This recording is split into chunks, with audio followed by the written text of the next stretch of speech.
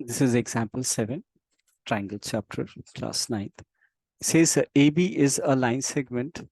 That's AB is a line segment, and P and Q are 2 points, right?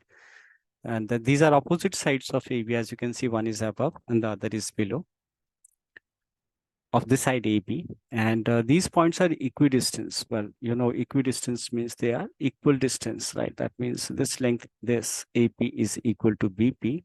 And moreover, we also know this length, that is this one. This is AQ is equal to BQ. This is already given to us. What we have to show that that line PQ, the middle one, right? This is line PQ. This line PQ is the perpendicular bisector. Perpendicular means we have to prove either of these angle as 90, and bisector means we have to prove these two. AC is equal to BC.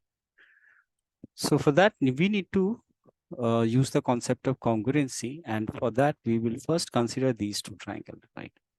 First, we'll consider these two triangles. One is this, that is triangle APQ, and the other triangle we will consider is this.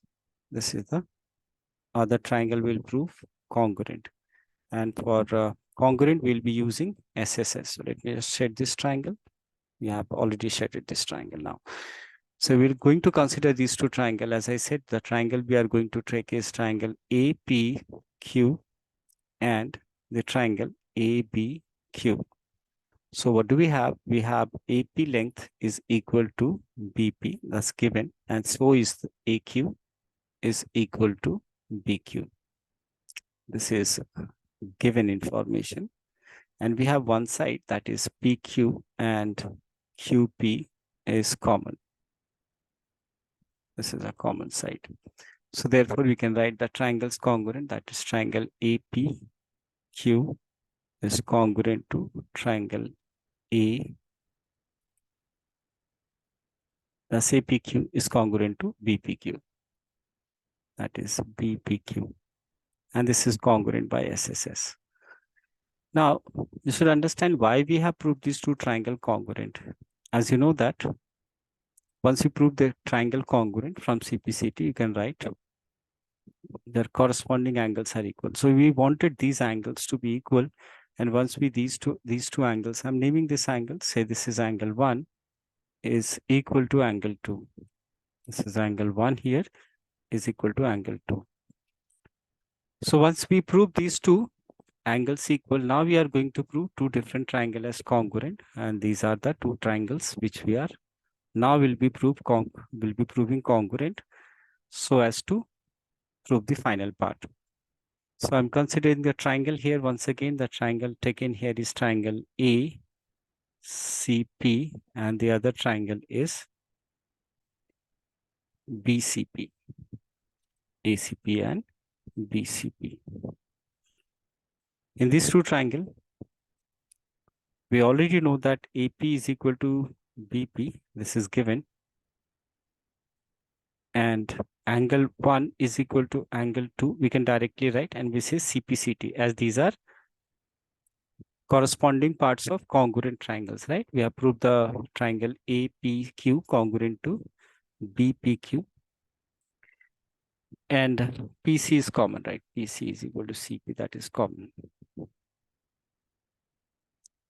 So these three informations sufficient to prove the triangle congruent, that is triangle APC is congruent to triangle BPC, and we have proved using side angle side.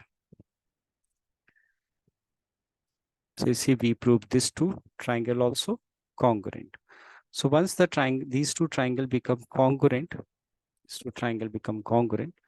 what we need to do is use this information. We'll be using this information to prove the final part. Let me keep this aside.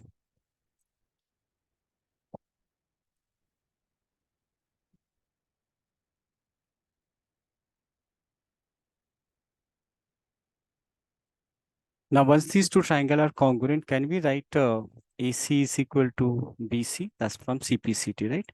AC is equal to BC. That's from CPCT. As we need to prove, right? We have to prove this as this only, right? This line being perpendicular bisector of AB. So this can be proved only when we prove that AC is equal to BC. Now we have to prove one angle as 90 degree. So what we can do here, we can write these angles. Say this angle as 3 and angle 4 as equal. We'll write angle 3 is equal to angle 4 equal, and that's from CPCT again, corresponding parts of congruent triangle. Moreover, we know that the sum of these two angles is 180 degree. That's from linear pair. That's from linear pair. Since 2 and 3 are equal, we can replace 3 and 4 are equal, so we can replace 4 with 3, that is equal to 180 degree. This is twice angle 3 is equal to 180 degree. So angle 3 is equal to 180 over 2, that is 90 degree. And therefore we can say that that's from, say, this is, you can take as equation 2 and this being equation 1. So from 1